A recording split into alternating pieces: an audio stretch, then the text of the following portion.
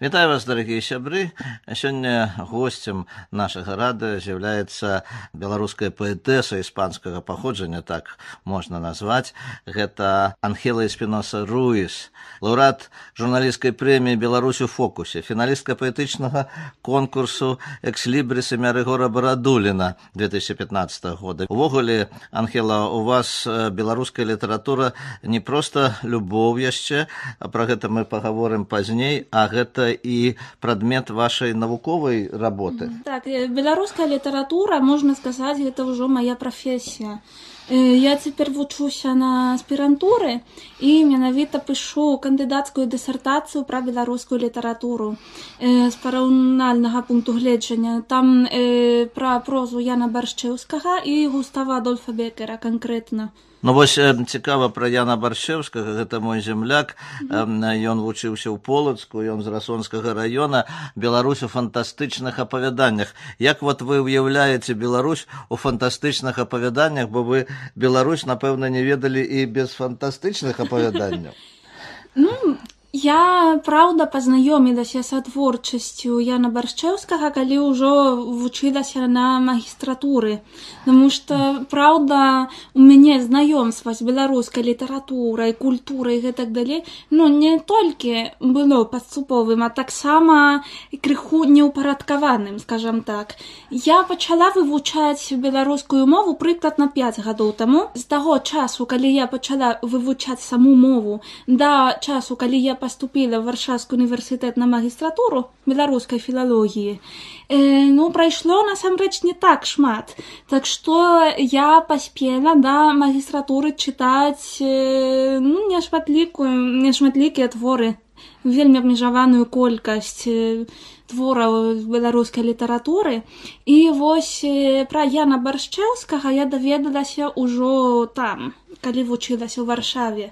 Праўда, першы раз была ў Беларусі ў 2015 годзе і, значыць, ужо крышачку пра Беларусь ведала болей. Але, як я ўяўляла раней? Я старалася не трымаць у галаве нейкія стэрэатыпы, нейкія ідэі, якія могуць насамрэч перашкаджаць, калі я буду глядзець на Беларусь свежымі вачыма. Бо калі чалавек мае пэўныя закладзеныя ідэі, ён шукае тое, што чакаецца і хоча бачыць. І гэта перашкаджае сапраўднаму разуменню, сапраўднаму адчуванню нават новай краіны, новых мясцін. Што я старалася не мець такіх думак. Праўда, гэта амаль немагчыма, у мяне сябры тут былі, тое-сёе яны расказвалі. Але затое, ніякага канкрэтнага ўяўлення не было да майго першага прыезду. Анхела, вот я вас цытую, вы пісалі: «Мне вельмі цяжка было вучыцца, калі пачынала. Не было з кім размаўляць. Гадзінамі гаварыла з люстэркам, каб пакрысе выпраўляць сваё жудаснае вымаўленне. Дзе ж я магла чуць жывую мову? Днямі чытала творы класікаў літаратуры, у пачатку не разумеючы амаль нічога». Так гэта было? Гэта праўда. Гэта праўда. Я пачала вывучаць беларускую мову, у тым ліку таму, што я хацела зрабіць прыемны сюрпрыз сябрам беларускім. І таму я нікому не казала. Хаця нават калі б казала, яны ў той час яшчэ на рускай размаўлялі. Так што таксама не было б вельмі шмат практыкі. Я вучылася адна, я тады ў Гранадзе жыла. І вельмі цяжка было знаходзіць з кім размаўляць. Я нават калі арганізоўвала курсы «Мова на Новай Гранадзе», яны 1 семестр патрвалі. Калі трэба было шукаць госцяў для курсаў, я адшуквала, даведвалася, дзе беларусы жывуць, ці дзе бываюць, і чакала, напрыклад, каля аўдыторыі чакала 2 хлопцаў, якія на Эрасмусе былі. Сапраўды, нешта такое было, таму што беларусаў у той жа Гранадзе было вельмі мала, і большасць іх не выкарыстоўвала беларускую мову штодзённа. скажам так. Ну, так што, сапраўды, я сама размаўляла, чытала гэтыя творы ў голас перад люстэркам, размаўляла, старалася, запісваць сябе ў тэлефоне. Цяжкі шлях у пачатку, але думаю, што ўсё было варта таго. Безумоўна. Скажыце, калі ласка, вось вы пішаце вершы на беларускай мове, вы пішаце кнігі на беларускай мове. Хто з беларускіх пісьменнікаў, паэтаў паўплываў на вас? Цяжка сказаць, таму што на маю творчасць ёсць вельмі розныя ўплывы, вельмі шмат іх, не толькі з беларускай літаратуры, таксама з іспанскай відавочна, еўрапейскай, японскай. Я чалавек, які шмат чытае. Гэта мой маленькі грэх. Я не магу, я чытаю ўсё, што трапляецца з надрукаванымі літарамі. Так што, сапраўды, я шмат чытаю. Што я чытаю, гэта залежыць ад, скажам, двух фактараў. Ад настрою і ад таго, што ёсць даступна, так? Беларускай літаратуры пачатку было даступна мне не так шмат.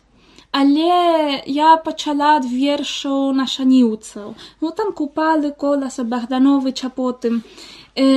Таксама вельмі моцна падабалася пачатку. Я кажу пра пачатак, таму што гэта першае ўражанне, напэўна, гэта тое, што найбольш паўплывала. Гэта найбольш паўплывае, да.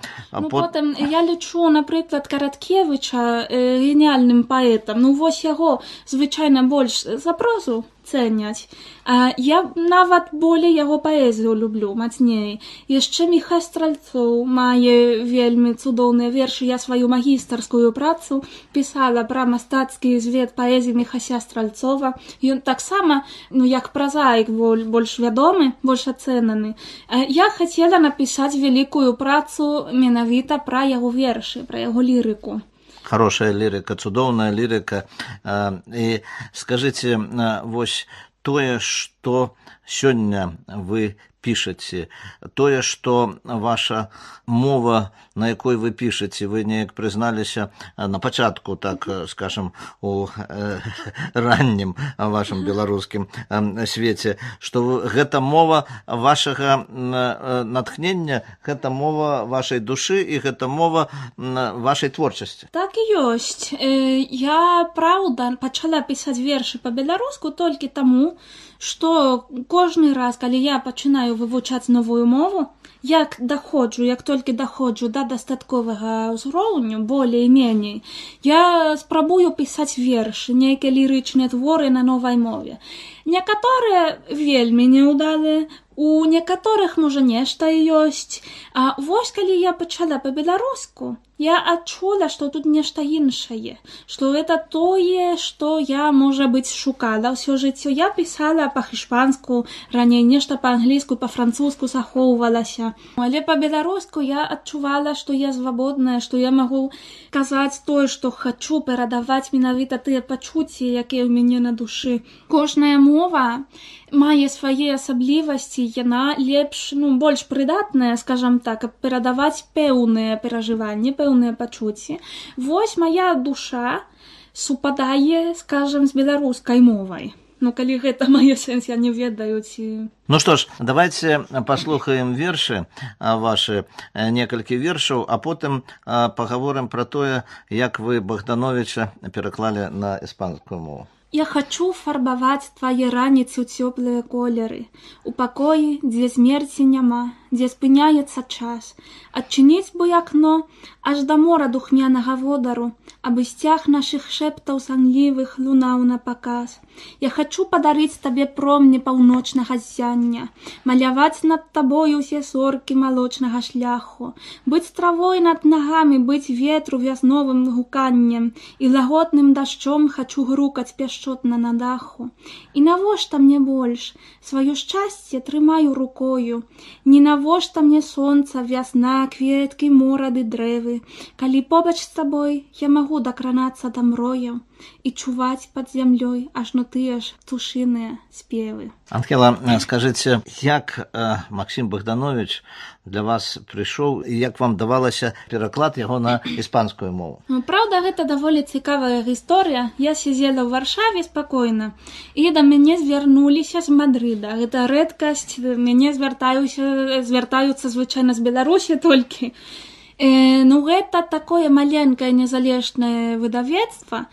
Ім кіруюць муж і жонка. Ён іспанец, і яна беларуска. Вось яна менавіта звярнулася да мяне, таму што яны выдаюць вельмі шмат перакладной літаратуры, ліба тэатр, эсэ, але больш з іншых моваў, з англійскай, з рускай.